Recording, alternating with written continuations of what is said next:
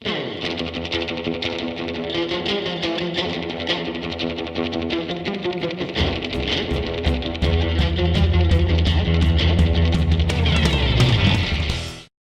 we are at the transparency station, and you've got a secret trick that you use with this overhead projector. I do. Joni, it's the easiest, most simplest way to get an image from here onto our piece of foam or cardboard, whatever. That's great. See, what I've done is I've done the transparency with a marker.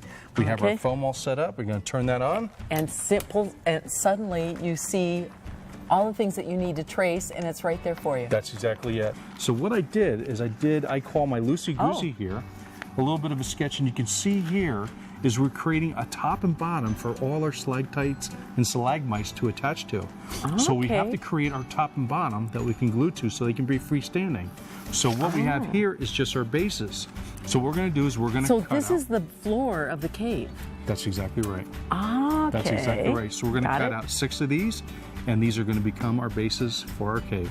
And what size do we make them then? Right now I have everything drawn up at a 4x8, so I've split it in half, so they're 2x8 bases. Okay, so what I like about that is you've already planned by the size of the styrofoam. I did. So that we can maximize the use of that. Absolutely. Great idea.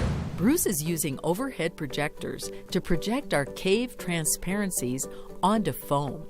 Check around your church to see if they have a projector stashed in a closet somewhere, or you might be able to borrow one from another church or school.